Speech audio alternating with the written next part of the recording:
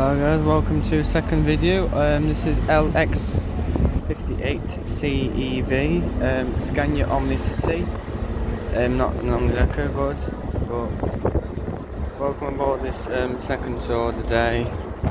I've had it again, we're going to do 2 tours a day, so after this tour we won't be doing any more, so yeah. Welcome to the Scania bus. Also, it's just a Scania Omni-City. 17 years old in September. Well, older than in September. Recent open topper for the Manchester Sightseeing, like LX59 FZR we've just been on earlier. This is LX58 CEV. So this is a 58 plate, whereas the other vehicle is an 09 plate. Scania Omni-City. So we're gonna just gonna probably not do as much speaking in this video because we've just spoken already in front of an audience. We paid controversial and labour, so yeah.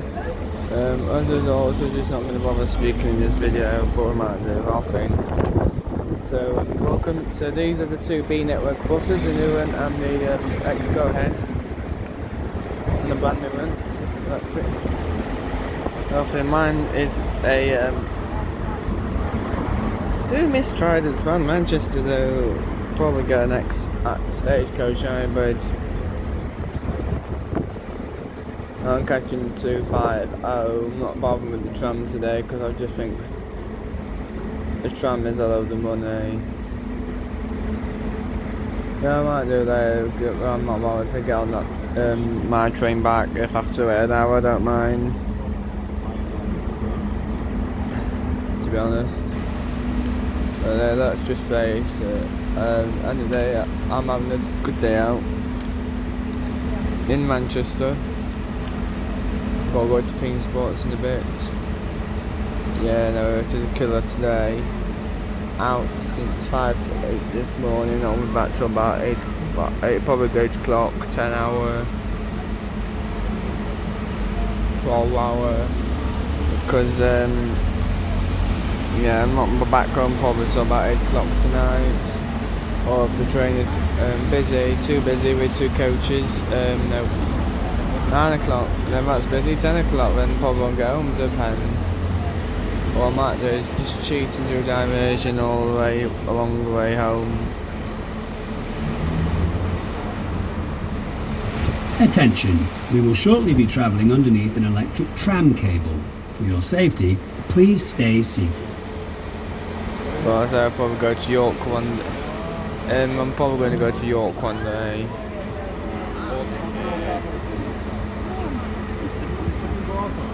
Probably going to go to York for a day.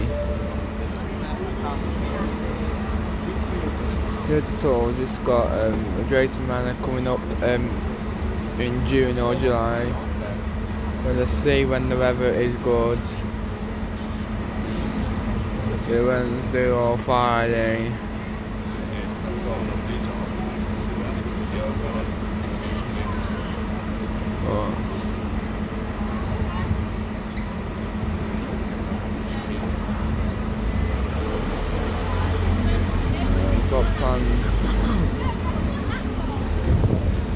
Got plans for that, so yeah. Unfortunately it's too warm to sit inside the bus, and the shelter bay is too warm to sit inside. At the same time, in a couple of days it'd be too cold to sit outside, but too warm to sit inside at the moment, really too cold and wet to sit outside. One of the buses it's really like about sit. Then could have been on one of them, one similar street life thing.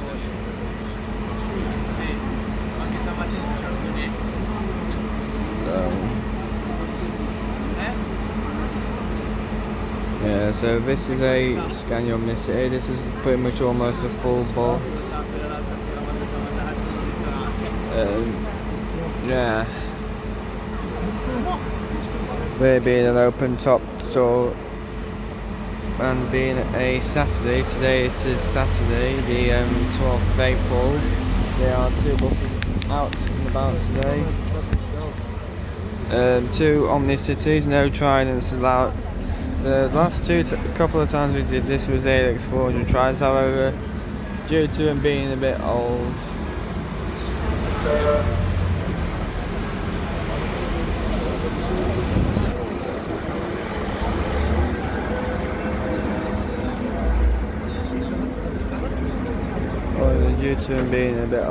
they're no longer on the sightseeing Manchester. That's why these Scanias have come from London to be open top converted to replace the Tridents. Well, the Tridents to move to Blackpool.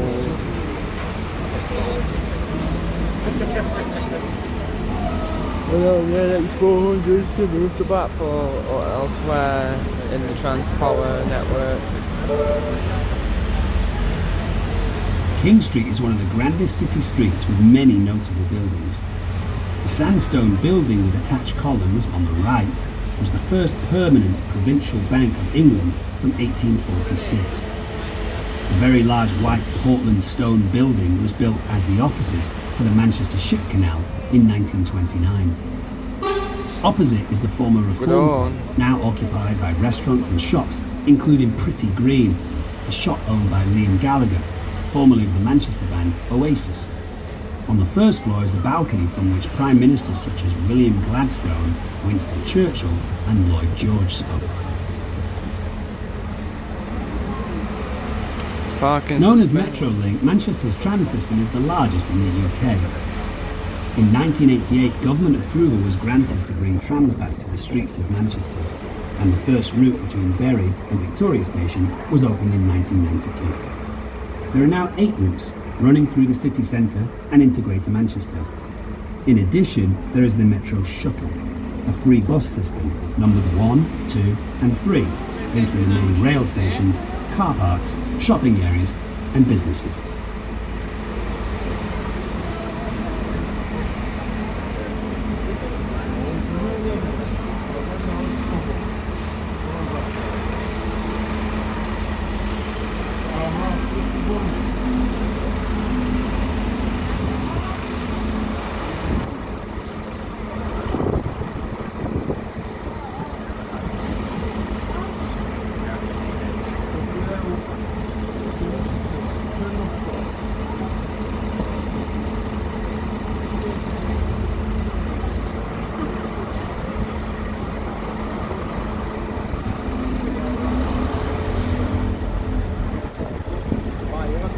Attention, we will shortly be travelling underneath an electric tram cable.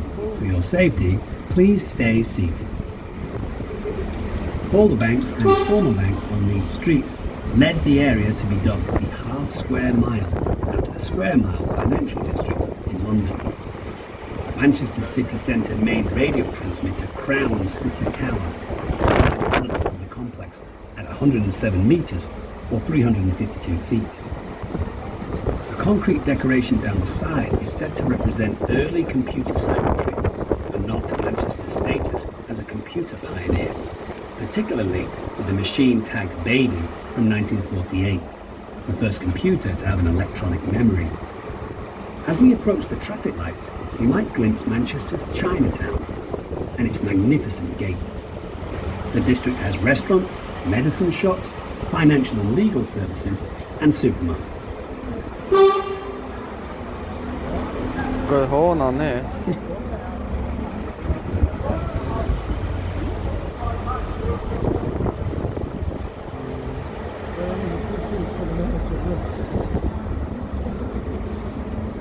There's the next stagecoach hybrid down there. There's the National Express coach station.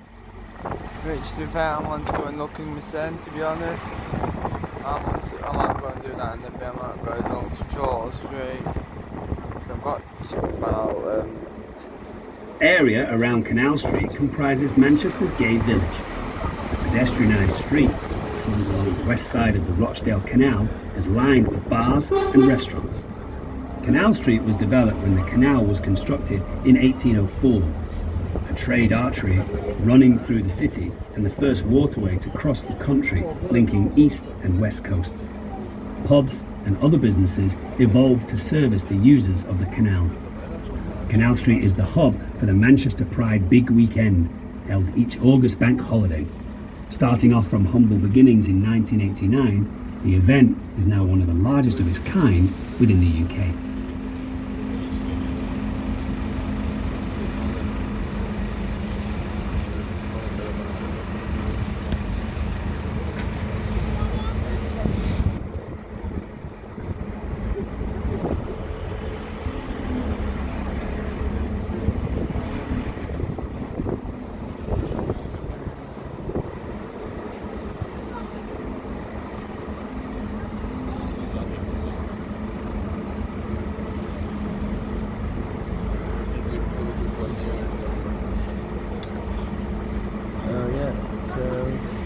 Some buildings here. Oh yeah. Oh.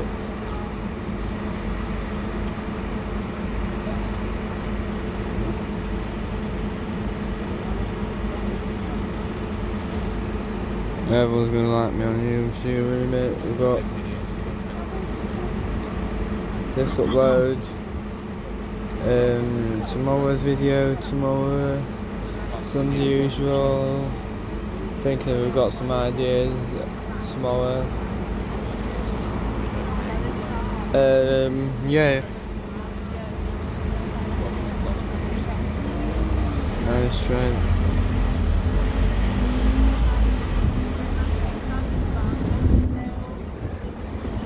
So,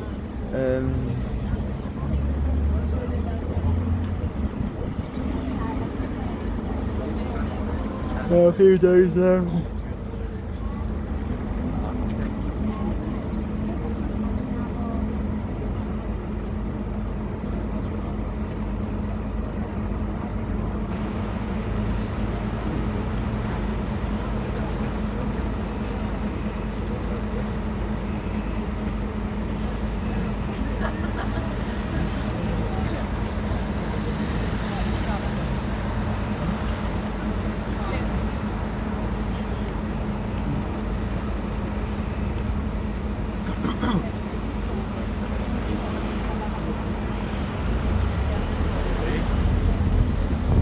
Yeah, so this is A-Town Street is named after Roger A-Town. A-Town came to Manchester from Scotland in 1769. In his 20s, Roger married 65-year-old Barbara Minshull to much scandal, who was one of the Northwest's wealthiest people and owner of swathes of land across Manchester. The most prominent building on the street is the mighty Crown Courts complex over the Rochdale Canal. It was designed by Thomas Worthington and opened in 1871 as the City Police Courts. That's a Volvo White. Attention, we will shortly be travelling underneath an electric tram cable. For your safety, please stay seated. And to be fair, it should be seated anyway whilst on board the open top bus. If you're on the upper deck, if you're downstairs, you can do what you want. As always,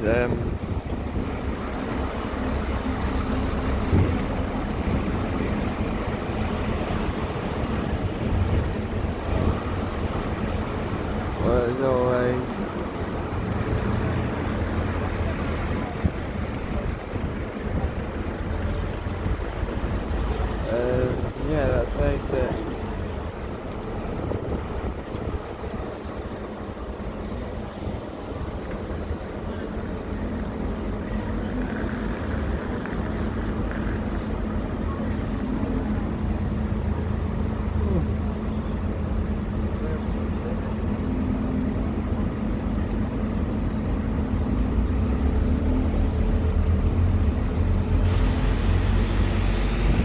New buses, right, and there's Scottish City Link. She's come away from Scotland. I think that's a 23 plate. E23MCL. So that's got to be a popular bus. Or even worse, popular money. But yeah, so here's the other lady who comes on, so this is Dominic on his tours. And yeah, you're going to hear more today. Second video, we're at the bit at the start, but I never do it anyway, but it is later on, that's why I don't bother at the start, because let's face it, I would rather burn my money on them.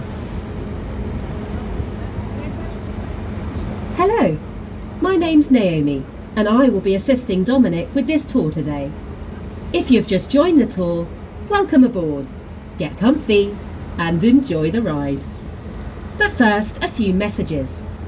The tour lasts for approximately 75 minutes, but you can hop on or off at any of our stopping places. In the interest of safety, can you please remain seated at all times? We will pass under several bridges, therefore no standing is allowed on the upper deck at any time. B-Network Metro line. That's an electric, 100% electric. Before 1755, the area, now known as Piccadilly Gardens, which lies on the left, was occupied by water-filled clay pits called the Daub Holes. In 1755, the Manchester Royal Infirmary was built here. The majority of the hospital buildings were demolished in 1910, and in 1914, the area was finally cleared and transformed into a large space within the city centre. It was in the former Royal Hotel in Piccadilly Gardens where the world's first professional football league was ratified in 1888. E400 EV. This is similar to what we've got at Chesterfield. But the difference is that's B-Network, similar, I think it's the same, but 74 plate E400 EV. Electric Enviro 400 MMC basically. That's what it is, it's just an electric MMC.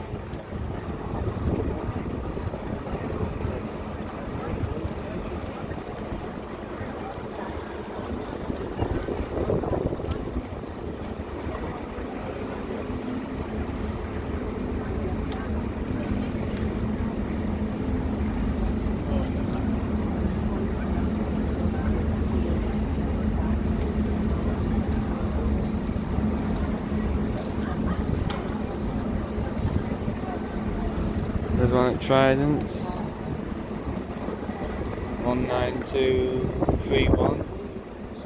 Wait, former 19231. No doubt it's got number. Still on the back of the bus.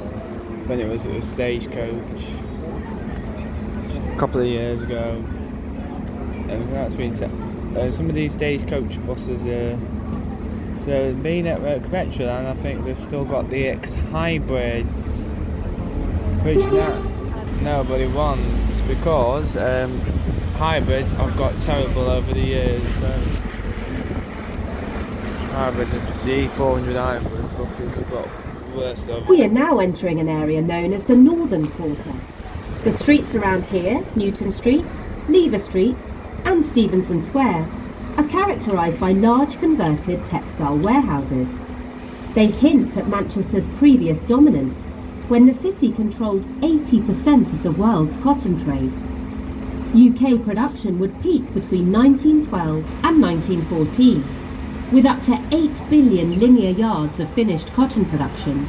The nearest rival was Japan with 56 million linear yards. Business declined after World War II, as production rose in countries closer to the raw material and with cheaper labour.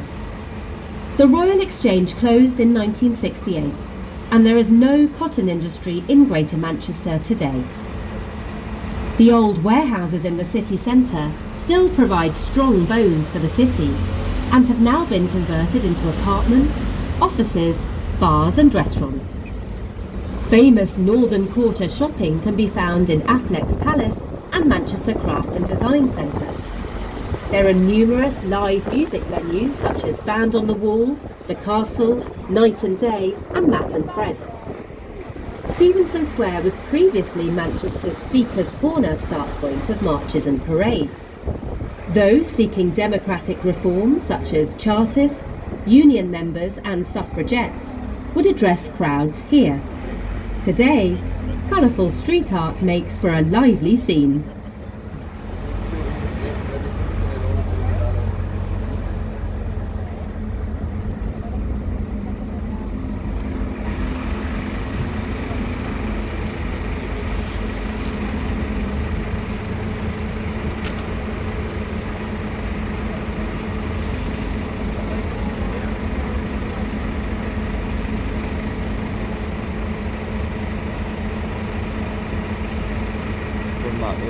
It's not editing all these videos. I've got 2 of these videos from the sightseeing and 2 team, but there again the 2 team sport and Manchester Trafford Park ones will be on the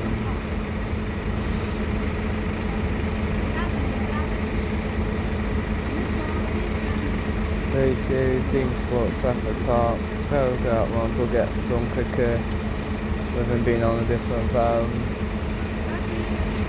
No, 2 phones.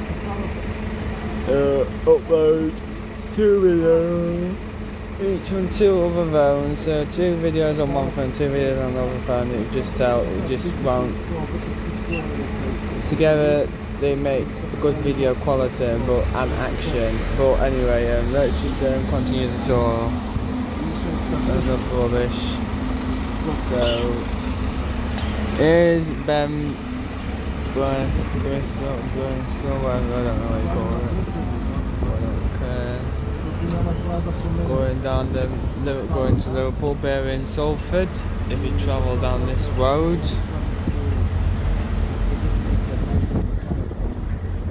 However, my teeth feel very sore to me.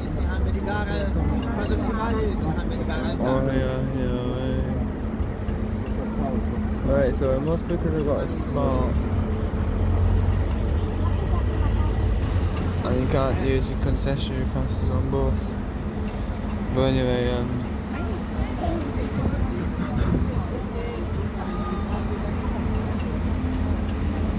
with it being a premier experience,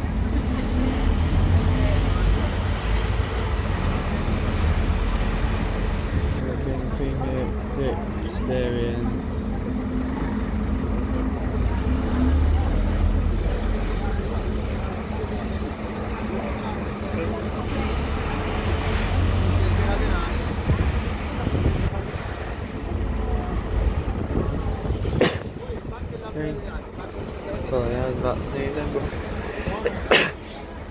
as long as I don't get out the camera, that is okay. As long as I don't get on the camera, there's an E300 from Stagecoach, Wigan. Or is that one Barn? Well, it's just been lent from Barnes, I don't know. Yeah, that's been lent from Barnes.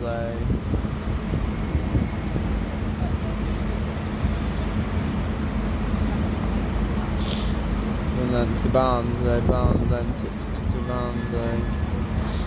Look at these 2, not over the white line. Look at these 2. Look at.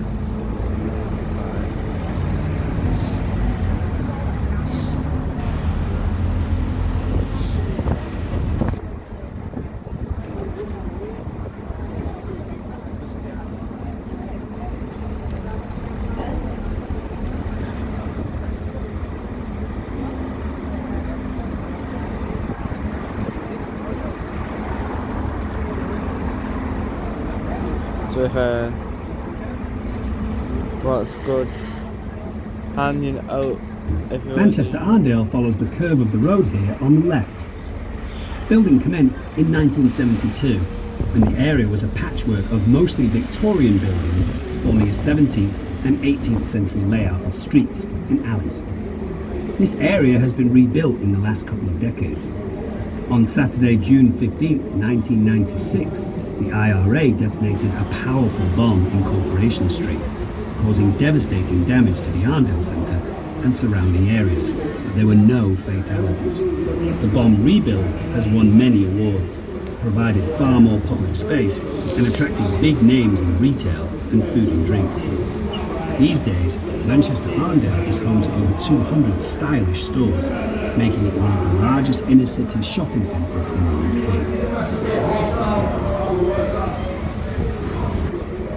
There's E400 MC.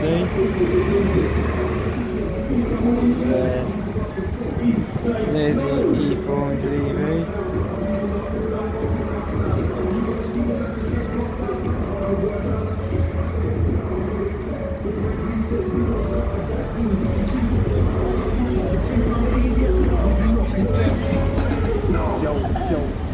E400 MC.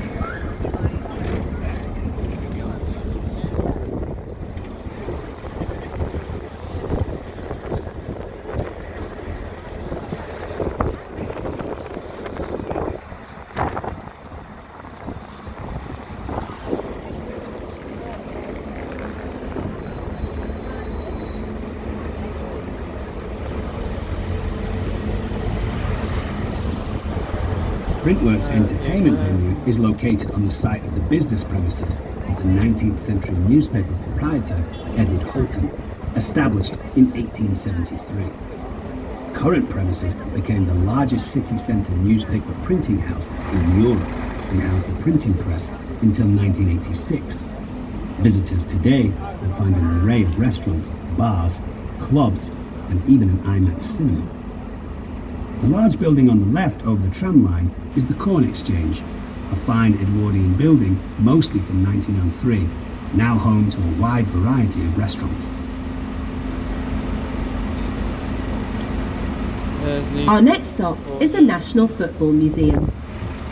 The green glass building on the left, hosting the National Football Museum, is called Urbis and opened in June 2002 as a symbol of regeneration after the IRA's 1996 Manchester bombing.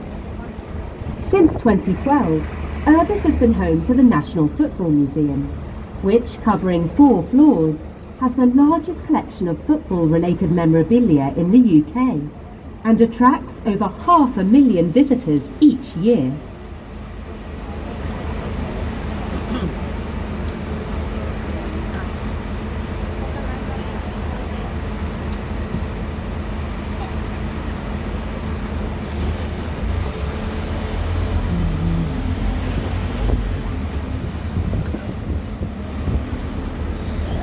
So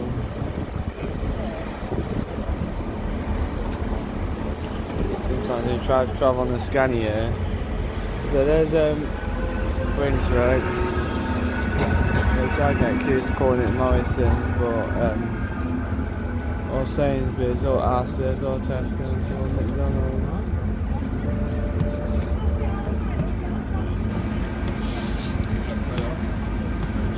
But in the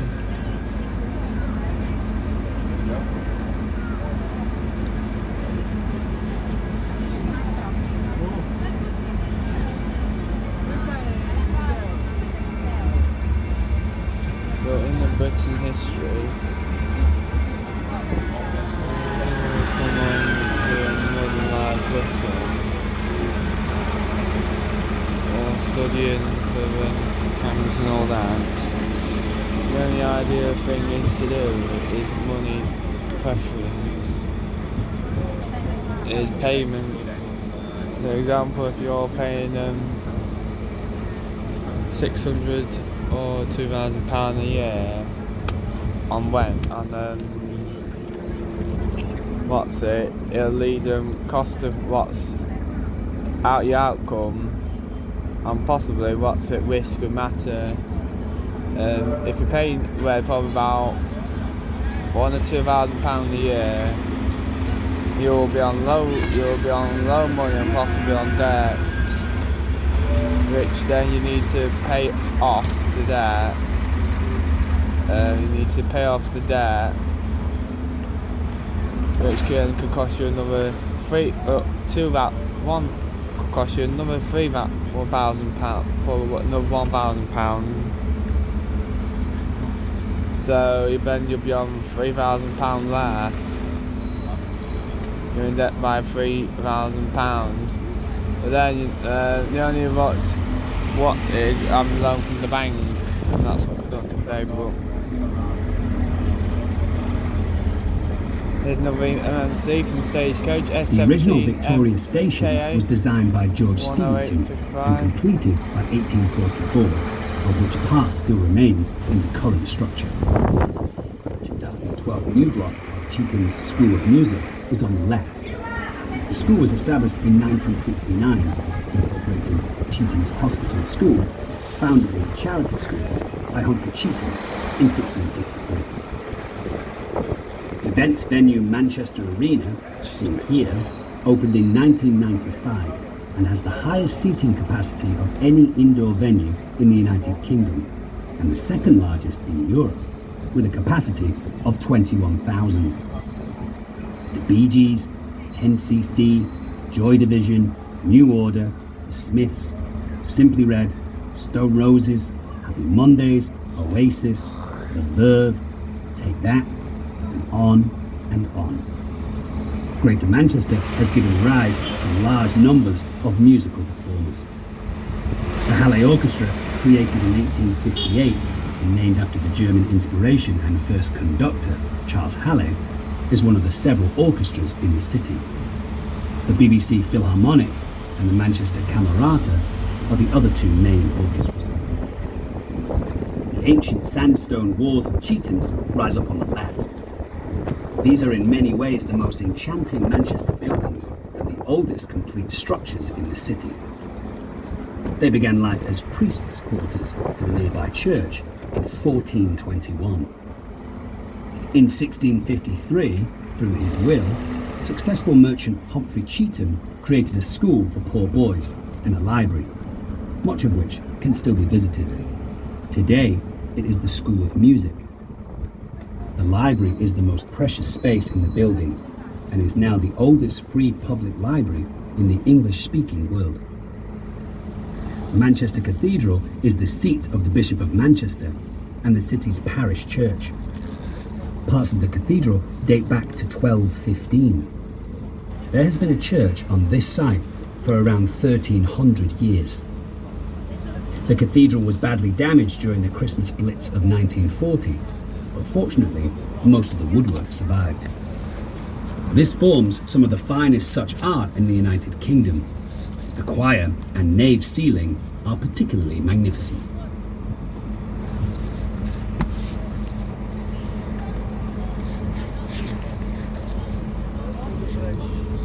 While we turn the power bank off, so when it gets to about if it 10%, I'll turn it back on, but for now, I'll put all this back in the bag. Once across the River Irwell, we are now in the city of Salford, Manchester's twin. It received city status in 1926. A sleepy place until the Industrial Revolution, it shared its neighbours' sudden rise in the early 19th century. It has its own cathedral, university, and was home to the Port of Manchester, now the Quays, on the Manchester Ship Canal. With Media City UK, the city hosts perhaps the largest concentration of broadcast media in Europe. Unfortunately, I might have to get the power bank back out again, but it'll be fine for now.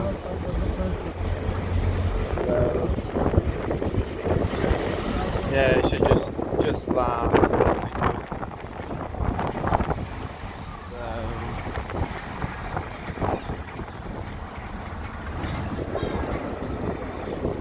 There's a free bus number 2. The old church here is Sacred Trinity and started life in 1634. The tower is original. The rest of the church was rebuilt in 1752. The church was founded 7 years before the outbreak of the English Civil Wars in 1642.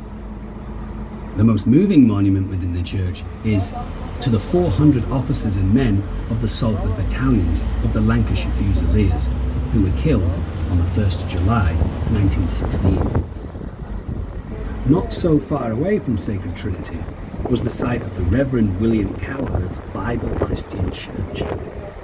In 1809, the aptly named preacher persuaded his congregation to give up meat and alcohol. This became the inspiration of the UK's Vegetarian Society, which was formed in 1847 and still resides in the region at Altrincham in South Manchester.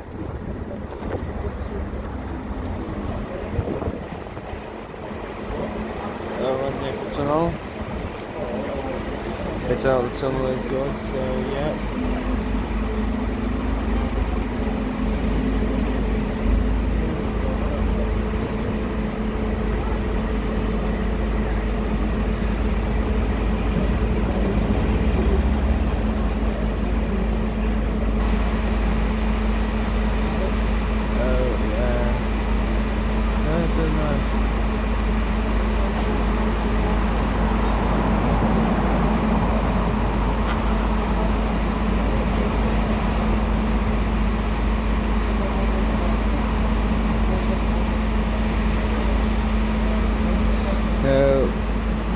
So we're back in the house tomorrow, back into our studio.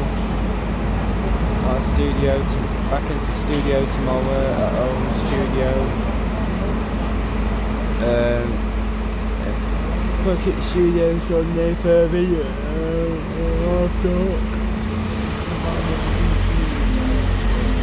I'm getting fed up of doing the same crap every week, but it's just how. So what we've been set to for tomorrow is play the usual outro Fancy Island music and the ending music, the intro and outro Fancy Island music. But tomorrow we're going to look at a different topic. Got a different topic coming up.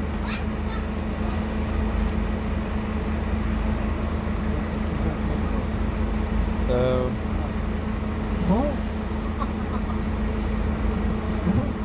Yeah.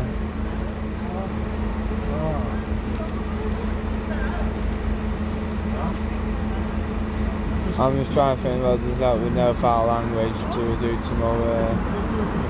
That's what I do want to do.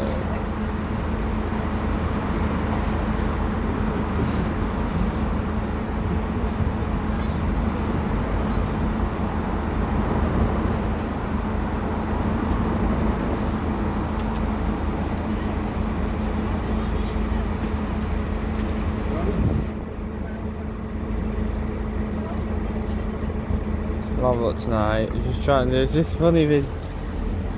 Let's see if it contains foul language. If it doesn't, we'll play it. If it does, I'm not going to be able to play it tomorrow. But there's this one video actually that.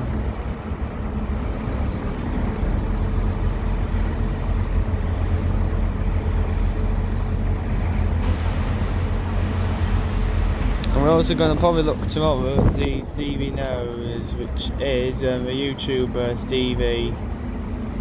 Stevie Knows. We're going to look at his videos tomorrow.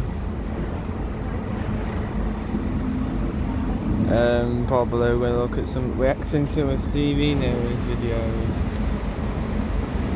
The one makes me laugh.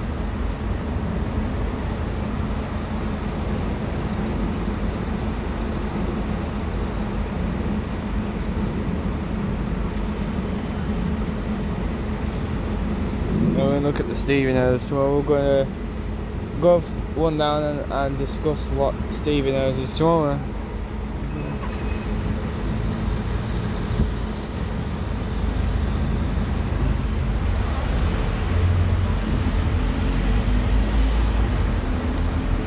The Cathedral Church of St. John the Evangelist is better known as Salford Cathedral.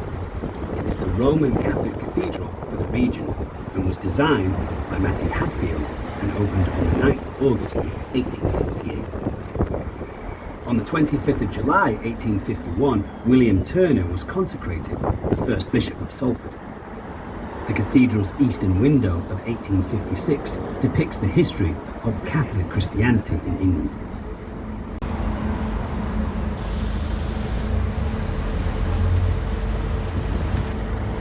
Yeah, that warning thing has come up today a couple of times. Just warning me that data on this phone is rubbish, you know it is. Or expire later, but yeah, I've had a couple of messages, it's notes, so we can carry on for a bit. If it does get serious, we'll stop. But at the moment it's alright.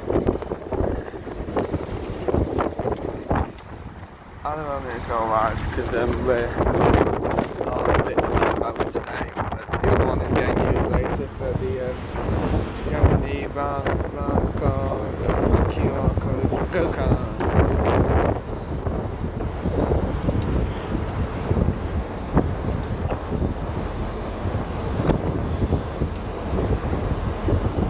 That's one of the next stagecoach, I think that's all book hybrids. Next stagecoach all book hybrids, a 61 YN61BGF.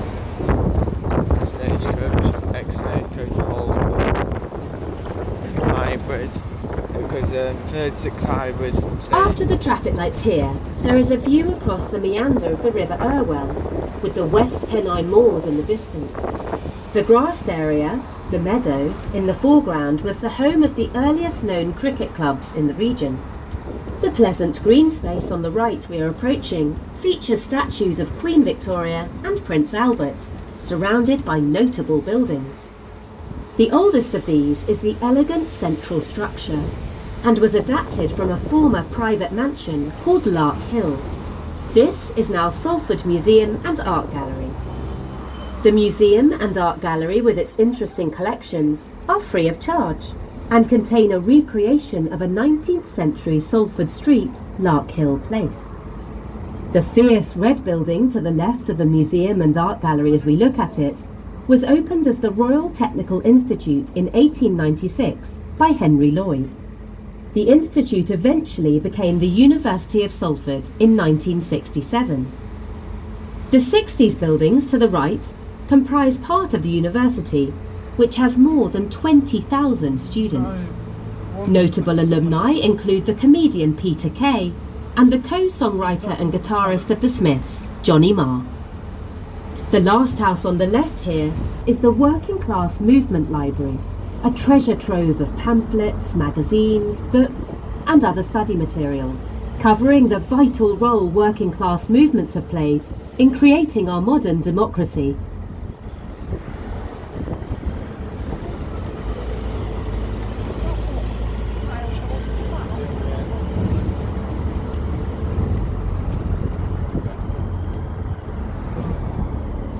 So we've got a few videos coming up. With YouTube, we've got different content creators. Got like Stevie Knows. We're going to do that first. Then we're going to be going on to Mr. Beast and Morgan Morgs, which soon is to retire. Soon retire with his YouTube videos, Morgs.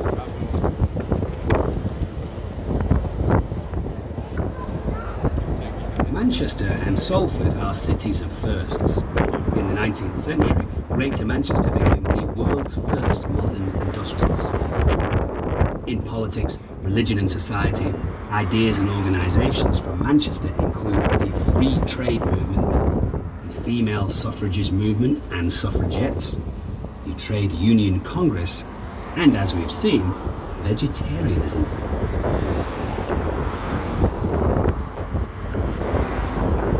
We'll look at a few content creators.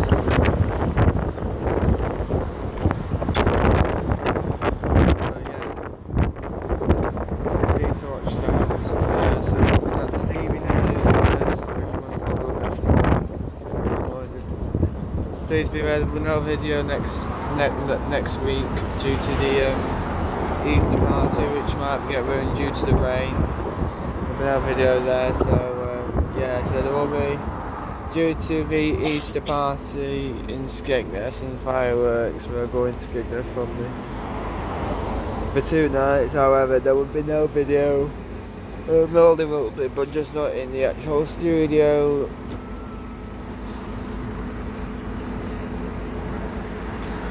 As we're going to take you along to show you what it is like to be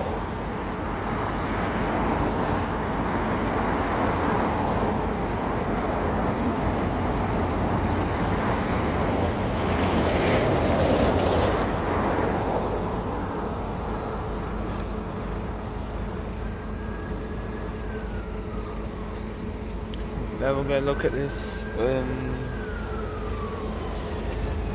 So we've got a few people going to look at Stevie Knows first. We're going to do Mr. Beast. We're going to look at Stevie Knows this week. This area of Salford has changed significantly over the last couple of decades and is now dominated by the intersection of the M602 motorway. However, the spire of the Stowell Memorial Church on the right has overlooked the area since 1867 and was built by public subscription after the death of the voted minister Hugh Stowell. We are now approaching the headwaters of Manchester Ship Canal. In 1882, Daniel Adamson, an eminent Manchester engineer, organised a campaign for the construction of a canal to allow ocean-going traffic to sail inland as far as the city. Manchester Ship Canal was the largest single engineering project undertaken in 19th century Britain. Opened by Queen Victoria in 1894, the trade the canal generated, together with the largest industrial area of Trafford Park, helped bolster Manchester's industry for decades. In 1983, Salford City Council had acquired 220 acres from the Manchester Ship Canal Company. The area we're approaching was rebranded as Salford Quays, and redevelopment began in 1985. Between 1986 and 1990, the infrastructure of the docks were modified to create an internal waterway network. Moorings and water sports facilities were provided, and a hotel, cinema, housing and offices were built. The key to success was providing culture, retail and food and drink. Yeah, so what we're going to do is we're going downhill today. That's what we need to discuss, but not on here. But soon as I'm done, I can retire.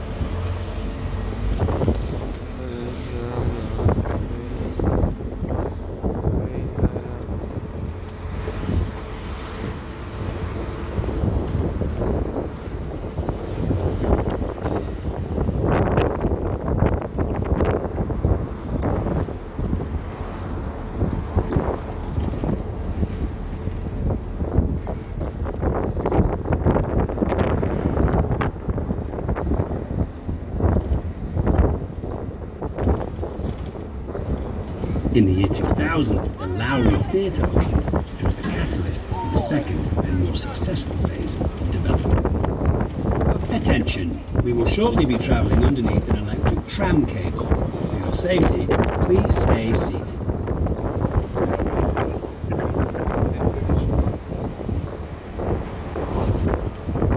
Media City UK is the nation's largest concentration of media, principally occupied by almost 2,500 BBC staff, who started to arrive in 2011. Among the buildings is Key House, which broadcasts BBC Breakfast, Match of the Day, BBC Radio 5 Live, and North West Tonight. Then there's Bridge House, where Blue Peter, Mastermind, Dragon's Den and CBBC are produced. In the main square of Media City UK is a large screen. The dominant building is the studios with its strong colours.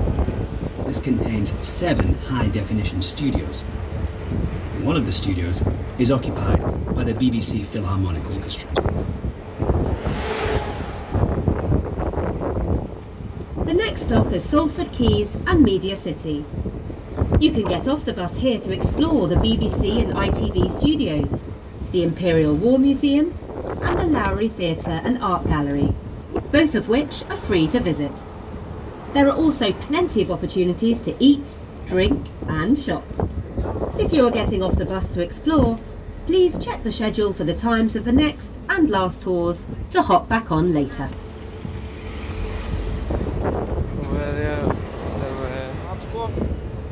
The Lowry is free to visit. This stainless steel building was designed by Michael Wilford and comprises 3 stunning theatres, an art gallery, a restaurant, a shop and conference facilities. It opened in 2000 and kick-started the redevelopment of the quays. It attracts several 100,000 people each year. The galleries are devoted to Manchester artist Lawrence Stephen Lowry and to temporary and visiting exhibitions. Lowry was born in Old Trafford, the home of Manchester United, but was a Manchester City supporter. He lived in Greater Manchester in various homes all his life. His work gradually gained fame during his lifetime, their deceptively simple nature and frequently homely themes creating populist appeal. He is famous for his industrial scenes, but should also be remembered for his eerie and desolate landscapes and seascapes.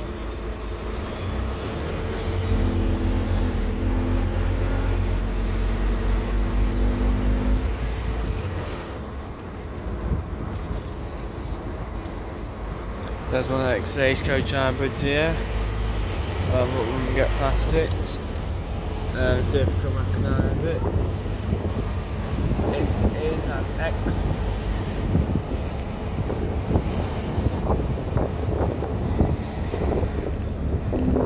Holbrook YN61 BGX. BGX, an X Holbrook hybrid.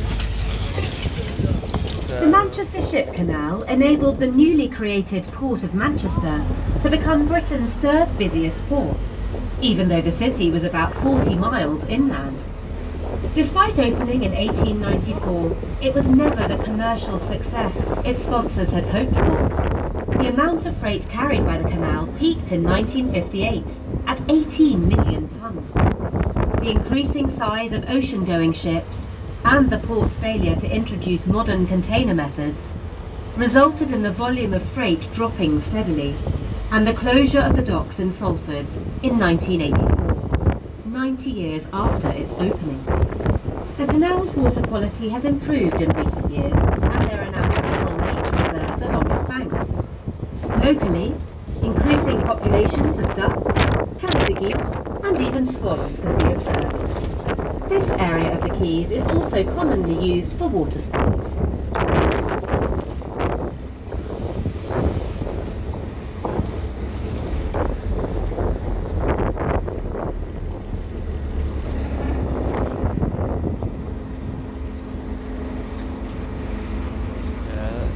It's on time.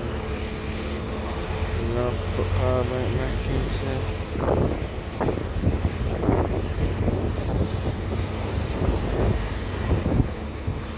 There's the lounge.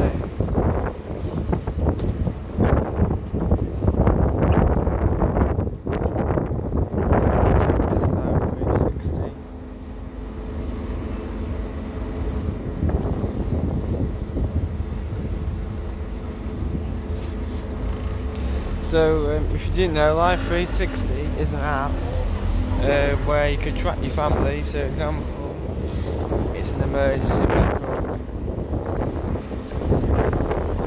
So if you have a family or boat and you sometimes get lost or you're unsure, Example, the only good thing about this live 360 in case a breakdown happens.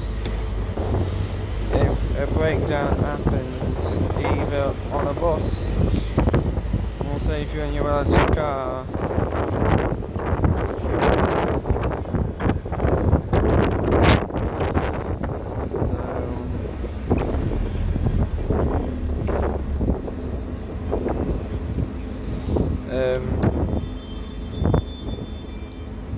because you know me, I'm a historian.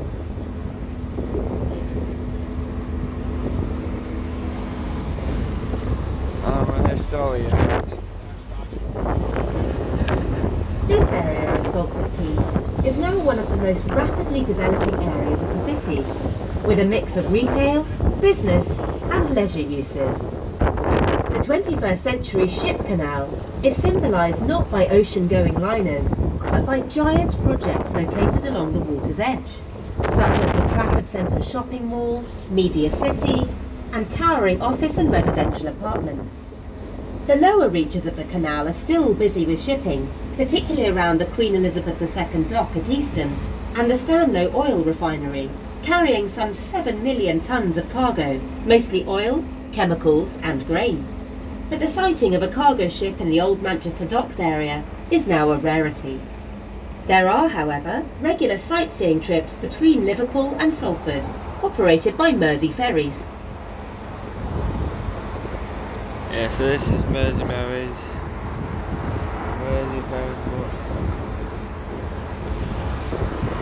So if you started your life as a historian, which I didn't, but now I am part of a history. So these YouTubers know all to what we can do. So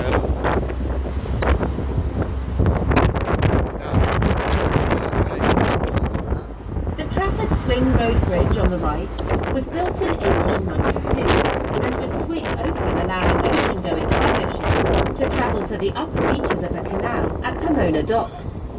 It was the largest and heaviest of the ship's canal swing bridges, weighing 1,800 tonnes.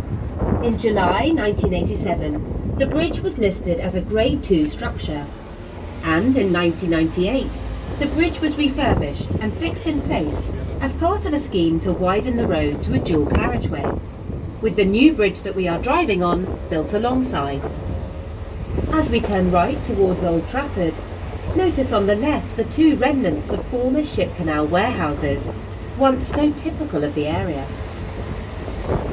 Manchester is far more than football, but certainly football provides Manchester with its 21st century dominant brand. The city is home to two of the most popular and successful football teams in the world, Manchester United and Manchester City. Of course, the city region's sporting heritage runs much deeper than football and includes the legacy of the 2002 Commonwealth Games, the successful and efficient coordination of which encouraged London to bid for the 2012 Olympic Games. An array of sporting events takes place year-round. Manchester United was founded as Newton Heath Lancashire and Yorkshire Railway Football Club in 1878. It changed its name to Manchester United in 1902, moving to its current stadium here at Old Trafford in 1910. Manchester United have won a record number of league titles and cups. In the 1998-99 season, the club became the first in the history of English football to achieve the treble of the Premier League, FA Cup and UEFA Champions League. The club vies with Spanish giants Real Madrid and Barcelona as the world's most valuable football brand. The Old Trafford capacity of around 76,000 makes it comfortably the largest club ground in the United Kingdom. If you're not lucky enough to get a ticket for a game, a good way of experiencing United's potency is by visiting the museum and tour centre. The museum provides an overview of the club's story. West of Old Trafford, Trafford Park stretches across 4.7 square miles and was the first planned industrial estate in the world and remains the largest in Europe. West End now hosts the largest shopping mall into Trafford Centre, as well as other attractions, including the largest indoor sports salon in the UK and Chip Factory.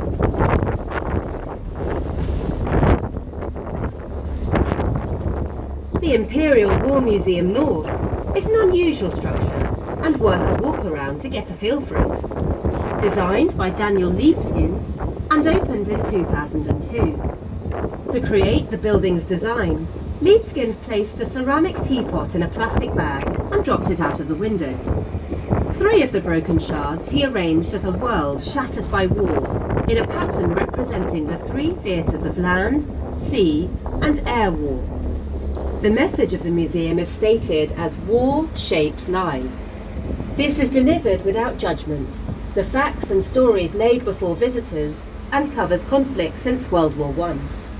The temporary exhibitions are always worth visiting, and there are plenty of activities for kids, and of course a cafe and a shop.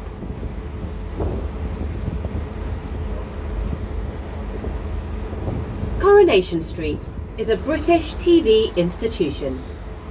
First broadcast on December 9, 1960, it is the longest-running serialised television drama in the world. The show was only commissioned for 6 episodes, and bosses at Granada TV were certain that it would be a failure. However, the British public became hooked on watching the lives of ordinary northern people living in working-class terraced houses. Until the late 1960s, all episodes were filmed within indoor sets at Granada's Quay Street Studios in central Manchester. In 1968, Granada rented a railway yard alongside their studios to erect the programme's first purpose-built outdoor set. In 2014, the show moved to the Quays to form another area of Media City UK, and tours of the set can be pre-booked online.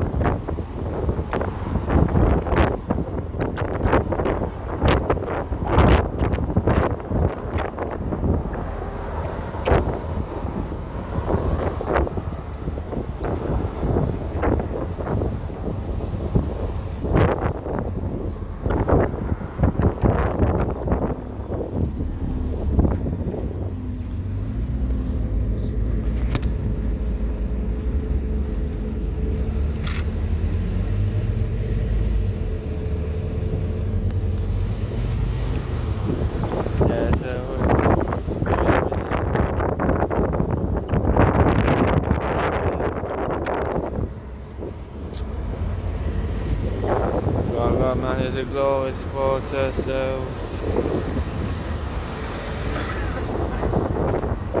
best team supporter ever. So just showing him some just a mate. He's been obsessed with that football for the last number of donkey years, and he's wanting to go to these games, but costs about they cost a lot just for a Manchester game. So we've got that man is now abusing that car, which is good because people don't have to drive these days. There's a good Scania this LX58 CEV. So very good Scania on this city bus. And of course, think about the Scanias to go. Scania's got the way back to the city centre. One of Manchester's firsts. This time, in science and industry. John Bolton was selected for the City of Manchester. He was a Tory theory in 1903 and his pioneering work on the constitution of buildings was the precursor of all modern chemistry. After his lectures on meteorology, he studied into science. He was the first to describe compounds. James Prescott Joule's name, 1819 to 1889, is the unit of energy. Joule, following his research into the mechanical element.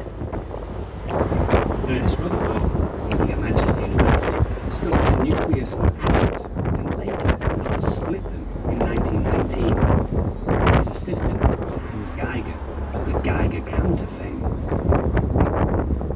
A life-size silicon bronze memorial of Alan Turing resides at Sackville Gardens, commemorating his achievements. Turing conceived modern computing through helping to break the enigma, played a vital part in Allied victory over Nazi Germany in World War II. The first computer with a stored program and memory, nicknamed the Baby, was developed at Manchester University in 1948 by Professors Tom Kilburn and Fred Williams. The first child of in vitro fertilization, IVF, is Louise Brown, born in Oldham General Hospital. The Nobel Prize in Physics for 2010 was awarded to Andrei Geim and Konstantin Losov at the University of Manchester. A groundbreaking experiment regarding the two-dimensional material, the so-called world's thinnest material. As we go into the city centre, there is a large church on the left. This is St George's Church and was designed by Francis Goodwin and opened in 1828. It has now been deconsecrated and converted into apartments. The tower is one large apartment of 9 floors.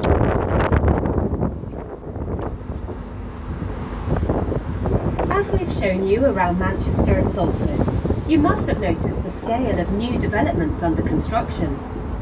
Multi-billion-pound investment in business, infrastructure and transport is flowing into the city, both domestically and globally.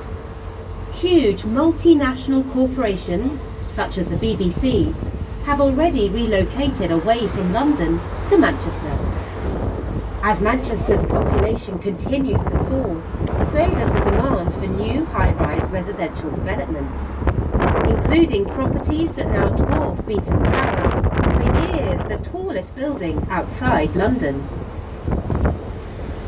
Yeah, this is now going a different way due to the traffic, and this is now doing a lot of diversion. So it's expected. I know it normally goes down to I think due to the that road is getting, that main road, the junction is getting really bad. We don't know where it's going now, but I think it's either due to the junction being heavily bad and delayed on the trip earlier. So I don't know where we're going, but so this normally serves the that Science and Industry Museum. Is it? No, yeah, it's a Science and Industry Museum known as not the Industrial Museum, Science Museum, because when I usually go there, I've got this GameX pass, but they've got a little game bit where you can go on got some 2-player, 4-player and just games in there. It's really good. It's not like a gaming room, it's GameX Plus. If you want to go to it, if you've never been to it, it's a good area. So this is 15.3, the bus is about 14. Dominating everything is Beetham Tower by Manchester's Simpson Hoff architects. It's 47 stories tall, was completed in 2006 and cost £150 million, split between the Hilton and private apartments. At level 23 is Cloud 23, the viewing bar and top floor of the hotel. At 168 metres or 551 feet, Beetham Tower is easily the tallest building outside London. It delivers a stark, simple profile to the city, although its slender profile from east to west is dramatic. With a ratio of 1 to 10, it is one of the thinnest skyscrapers anywhere. The architect himself, Ian Simpson, lives on the top floor duplex that spans the whole building and includes an internal garden of lime, lemon and oak trees. Yeah, so this is just missed out the Science and Industry Museum. Down there's nobody getting on or off of it, so that's good. Nobody's wanting it, no one wants to get off it, so that's good. Look, there's nobody wanting it, nobody wanting to get on or off, nobody wanting to leave the bus there or getting on, or no one getting on there, so can just there's no point in nobody getting on or off, you might as well just skip them. Only if the passengers on board the bus don't want it. If they don't want it, check if there's anyone there. To the road closure of Liverpool Road. This bus stop here is the stop for the Science and Industry Museum. This stop for the Science and Industry Museum. Thank you. So that's how you can get to the Science and Industry Museum.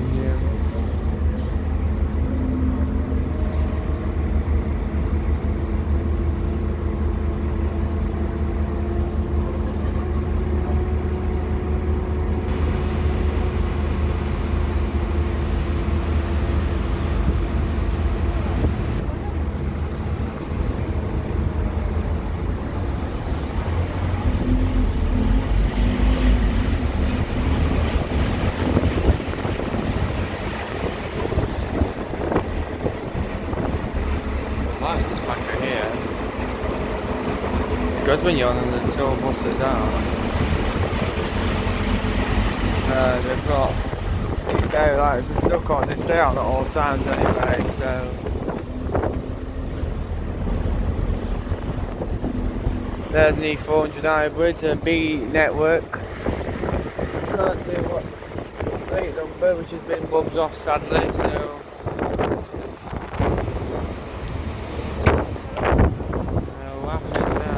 time.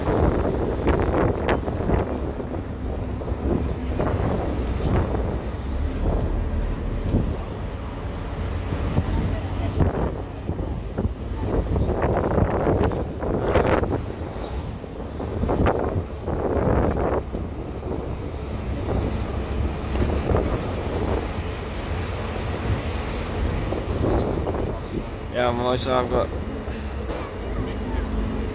Well, at least it's done quick now because this is about to go, so yeah, 10% will get around the corner, should do, but it's just got to get around, it's just got to get around the corner, it's got to get around this corner and that's it. Anyway guys, hopefully you've enjoyed the video, apart from that little miss out bit, but don't worry, there is a video earlier about it, the whole tour. 2 parts, there'd be 2 parts, this might end up being on 1 part. We are now back at Manchester Town Hall, and your Manchester tour is complete. We hope you have learned some new facts about Manchester's rich history of innovation and achievement. We would like to thank you for travelling with us, and we hope you found the tour to be enjoyable. Remember that your ticket is valid for 2 days, giving you the opportunity to explore some of the sights you've seen on this tour. When leaving the bus, please make sure that you have all your personal belongings with you.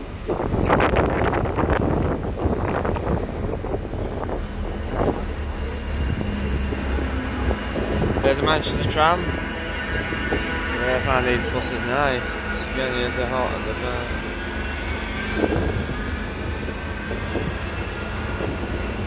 What this bus does now, it's going to be out of service for a little 40-minute break. Goes out of service after a break. It's now complete for his break. Obviously, we won't have time to do another one due to the 2 hours before I've got to get to Team Sport at Trafford Park.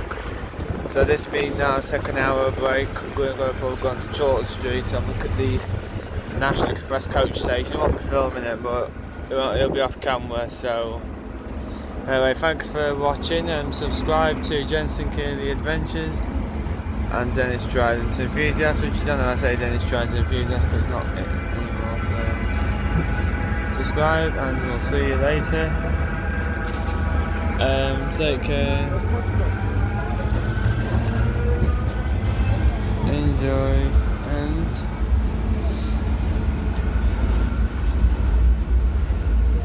see you in a bit. Peace out.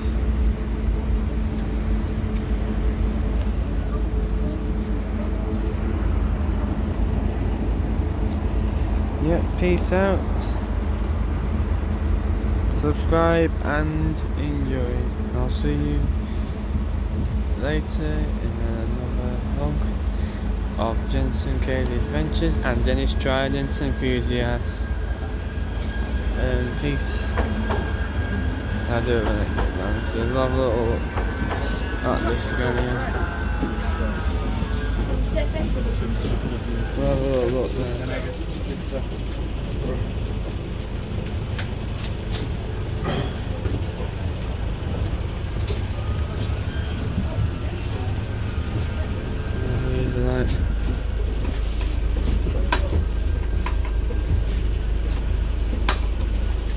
I don't know how to open this.